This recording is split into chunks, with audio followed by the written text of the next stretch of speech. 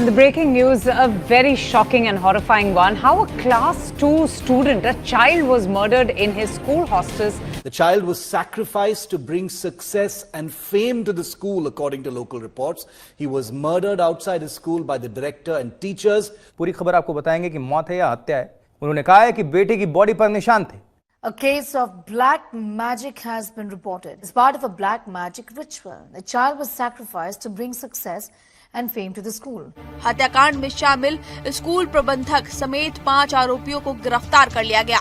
इसी के साथ मामले में कई चौंकाने वाले खुलासे भी हुए। The motive behind the murder was a black magic ritual that led. A second standard student was strangled to death, is what we know. School director fled with the child's body in the car. The director's car had BJP sticker on it. Toddler sacrifice for schools. విద్యాబుద్ధులు నేర్పించాల్సిన ఓ పాఠశాల యాజమాన్యం మూఢనమ్మకాలను విశ్వసించి ఓ విద్యార్థిని బలి తీసుకుంది. పాఠశాల అభివృద్ధి కోసం దాని యాజమాన్యం 2 ఏళ్ల బాలుడిని క్షుద్ర పూజల పేరుతో హతమార్చింది. ఈ నెల ప్రారంభంలో కూడా 9 ఏళ్ల విద్యార్థిని ఇలాగే బలివ్వాలని నిందితులు ప్రయత్నించారని పోలీసులు తెలిపారు. ఇండియా అభివృద్ధి చెందుతుంది, టెక్నాలజీ పెరుగుతుంది, ప్రపంచ దేశాలతో పోటీ పడుతుంది, వాణిజ్యం చేస్తుంది.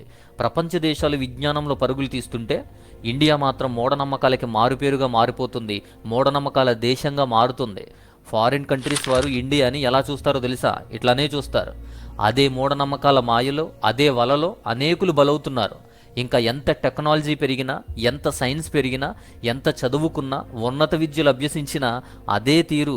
దానికి ధర్మం అని, మన కట్టుబాట్లు అని, తాంత్రికం అనేటువంటి పేర్లతో ఇండియాని 100 సంవత్సరాలు వెనక్కి తీసుకువెళ్తున్నారు. ఆ మూఢనమ్మకాల పిచ్చికి ఒక చిన్న బాలుడు బలైపోయాడు.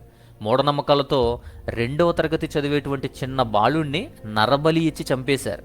ఇది చేసింది ఎవరో అనాగరికులో, చదువుకులేని వాళ్ళో కాదు.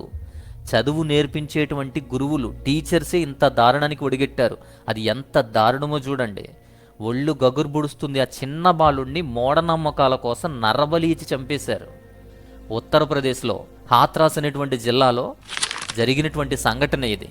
డిఎల్ పబ్లిక్ స్కూల్ అని చెప్పి ఒక స్కూల్ ఉంది. ఆ స్కూల్లో పిల్లలు చదువుతున్నారు. వారి స్కూల్ బిజినెస్ అంతా కూడా సక్సెస్ అవ్వట్లేదు అని, స్కూల్ డల్ అవుతుంది అని, పిల్లలు తగ్గిపోతున్నారు అని ఒక మాంత్రికుడిని సంప్రదిస్తే తాంత్రిక విద్యలు నేర్పించేవాడి యొక్క మాటలు నమ్మి ఎవరో స్వామి చెప్పాడని చెప్పి ఆ తాంత్రిక విద్యలని ఆశ్రయించాడు. ఆ స్కూల్ ఓనరే చేశాడు ఇదంతా. స్కూల్ ఓనర్ జాసుదన్ సింగ్ అంట.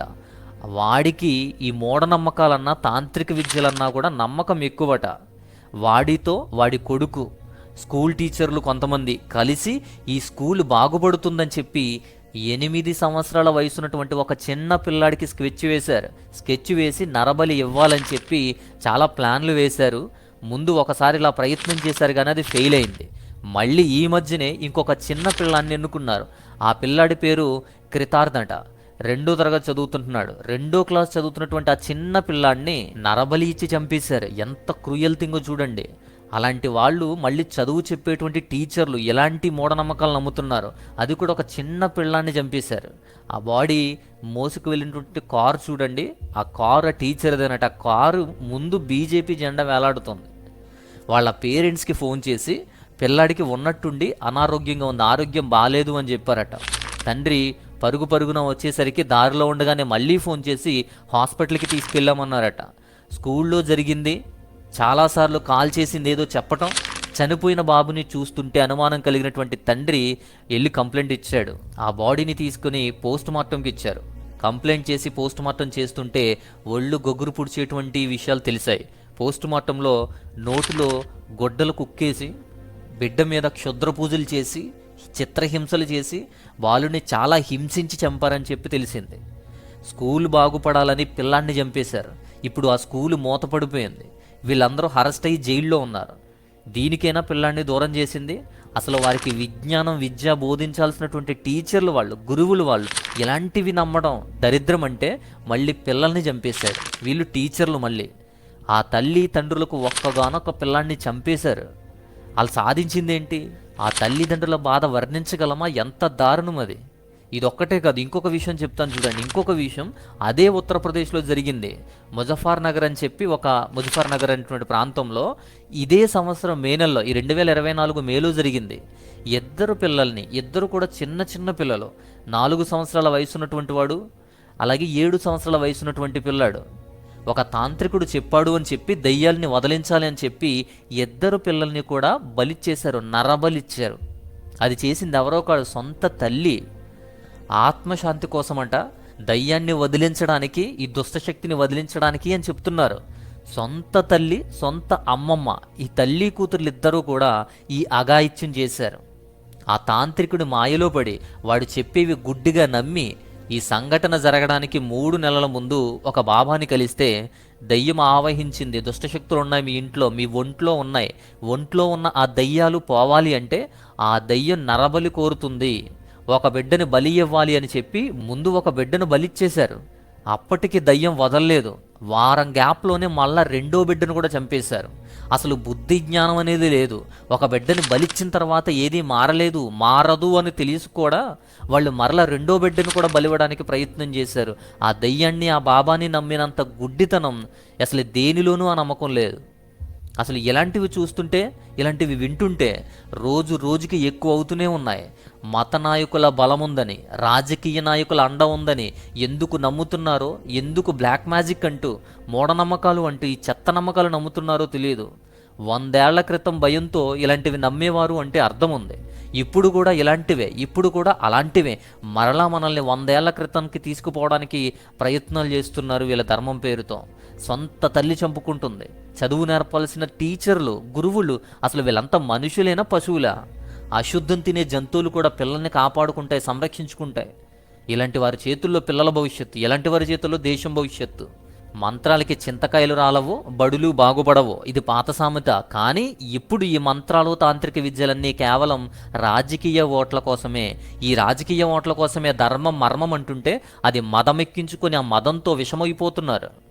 ఎప్పటికీ కూడా గ్రహణాలు, మూఢనమ్మకాలు, తాయెత్తులు, దిష్టి, దెయ్యాలు, శాపాలు, ఎదుర్లు, ముహూర్తాలు, చీకటి వెలుగు భయాలు, ఇవన్నీ ఎన్ని కాదు, దేశం నిండా ఇలాంటివే ఉన్నాయి. ప్రతి చోట కనబడుతున్నాయి. ప్రతి చోట కొన్ని 100 మూఢనమ్మకాలు కొనసాగుతూనే ఉన్నాయి, నమ్ముతూనే ఉన్నారు. ఇవి కూడా అలాంటి నమ్మకాల్లో ఒకటే. ఇదొక్కటే ప్రత్యేకంగా బ్లాక్ మ్యాజిక్ మాత్రం కాదు. అలాంటి నమ్మకాల్లో ఇది ఒకటే. భయంతో కానీ లేదా దేని మీదైనా ఆశతో, డబ్బు కోసమో లేదా ఏదైనా ఆరోగ్యం లేదంటే ఏదైనా మంచి జరగాలనో ఆశతోనో ఎవరో చెప్పినటువంటి నమ్మకాలన్నీ నమ్మి ఇలాంటి వాటికి అవకాశం ఇస్తుంటే అవి బలంగా మూఢనమ్మకాలుగా ప్రచారం అయిపోతున్నాయి, నమ్ముతున్నారు. అలాంటి భయాలతోనే అలా బలహీనంగా ఉండే వాళ్ళనే ఆసరాగా చేసుకునే కొందరు తాంత్రిక విద్యలు, మంత్రాలు అంటూ పరిష్కరిస్తాము అని చెప్పి ఏది చెప్పినా కూడా నమ్మేస్తున్నారు, ఏది చెప్పినా కూడా పాటించేస్తున్నారు. ఇది వరకు మసూచి అనేటువంటి జబ్బు, స్మాల్ పాక్స్ అంటాం, అది వస్తే అమ్మవారు పూసింది అనేవారు. అమ్మవారు పూసింది శాంతింప చేయాలి అని రకరకాల బలులు జరిగేవి, విచిత్రమైన కోరికలు ఉండేవి. అలాంటి పనులన్నీ చేశారు. వ్యాక్సిన్ వచ్చాక అది మూఢనమ్మకం అని తెలిసిపోయింది. నేటికి కూడా వ్యాక్సిన్ వాడతారు తప్ప బలులు చేయరు. బట్ నేటికి కూడా కొంతమంది అమ్మవారు పూనుతున్నారు, అమ్మవారు పూనారు అని అంటున్నారు, నమ్ముతున్నారు. అంటే అది మీరు నమ్మగలరా? ఇప్పటికీ కూడా కొన్ని గ్రామాల్లో అలానే జరుగుతుంది. గ్రామాలేంటి, ఇప్పుడు గ్రామాలు, సిటీలు అంటే ఏమీ లేదు, అన్ని చోట్ల ఉన్నాయి. అంతేకాదు కామెర్లు వస్తే అది శాపమని, దెయ్యమని నమ్మి శరీరం మీద వాతలు పెట్టేవారు. వ్యాక్సిన్ వచ్చిన తర్వాత అది మూఢనమ్మకం అని తెలిసింది. వరుసగా 2 ఆడపిల్లలు పుడితే ఆడది శపించబడింది అని, సంసారానికి పనికిరాదు అని దేవుడు శపించాడు, లేకపోతే ఏదో ఒక కీడు తన మీద ఉంది అని చెప్పి మగాడికి 2వ పెళ్లి చేస్తారు. 2వ పెళ్లి చేసుకోవాలి అంటారు వంశోద్ధారం కోసం. క్రోమోజోమ్స్ అనేటువంటి సైన్స్ అర్థమైన తర్వాత అవి మానుకున్నారు. ఆ కారణం చెప్పి ఇప్పుడు 2వ పెళ్లి చేసుకుంటే ప్రభుత్వాలు, చట్టాలు అంతెందుకు ఆడవాళ్ళు కూడా ఊరుకోరు. ఇలాంటివి 1 కాదు, 2 కాదు, అనేకం ఉన్నాయి. వస్త్రాలు లేకుండా బూడిద రాసుకున్న వాళ్ళు రోడ్ల మీద తిరిగితే వాళ్ళ కాళ్ళకి పొర్లు దండాలు పెడతారు. మతి స్థిమితం లేని పిచ్చోళ్ళు కనిపిస్తే అక్కడికక్కడే కాళ్ళకు నమస్కరిస్తారు. ఇలాంటి అలవాట్లు ఉన్నవారు కనిపించడం లేదా? మన గ్రామాల్లో కానీ సిటీల్లో కానీ లేరా? ఎవరో కలలో ఒక చోట బంగారం ఉందని కల వచ్చింది అని చెబితే ప్రభుత్వాలే తవ్వకాలు జరిపి ప్రభుత్వ పరంగా అవి వెతకడం చూస్తుంటే అలాంటి దిక్కుమాలిన పరిస్థితిలో ఉన్నాం మనం. ఇంట్లో ఏదో ఉందని, కీడు జరుగుతుందని, ఆ మూల ఖాళీ ఉండాలి అని, ఈ మూల ఇది ఉండకూడదు అని ఏవేవో చెబుతుంటే భయపడి అసలు నిజమా కాదా, లాజిక్ ఉందా, శాస్త్రీయత ఉందా అని చూడరు, పాటించేస్తారు. లేనిపోని శాస్త్రీయత ఉందని చెబితే మాత్రం అది నిజమని ఫార్వర్డ్లు చేస్తారు, షేర్లు చేస్తారు.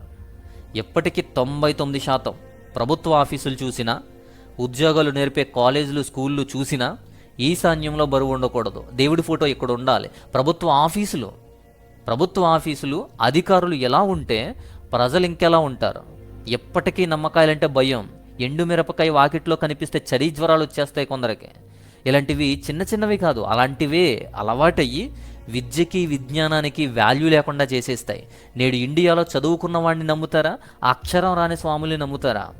అలానే ఉంది నేటి పరిస్థితి. ఇలాంటివి చిన్నవే కదని పట్టించుకోకపోవడం వల్ల ఇలాంటివన్నీ కూడా పెద్దవిగా మారిపోయి క్షుద్ర విద్యలు తాంత్రిక విద్యలుగా పెరిగిపోయాయి. ఇలాంటి వారు ఎక్కువ అవుతూనే ఉన్నారు, ఇంకా ఎక్కువగా జరుగుతూనే ఉన్నాయి. ఇలాంటివి జరగకుండా ప్రభుత్వకే ఇలాంటివి చిన్న చిన్నవి కాదు, అలాంటివే అలవాటయ్యి విద్యకి విజ్ఞానానికి వాల్యూ లేకుండా చేసేస్తాయి.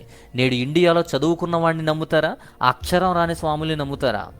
అలానే ఉంది నేటి పరిస్థితి. ఇలాంటివి చిన్నవే కదని పట్టించుకోకపోవడం వల్ల ఇలాంటివన్నీ కూడా పెద్దవిగా మారిపోయి క్షుద్ర విద్యలు తాంత్రిక విద్యలుగా పెరిగిపోయాయి. ఇలాంటి వారు ఎక్కువ అవుతూనే ఉన్నారు, ఇంకా ఎక్కువగా జరుగుతూనే ఉన్నాయి.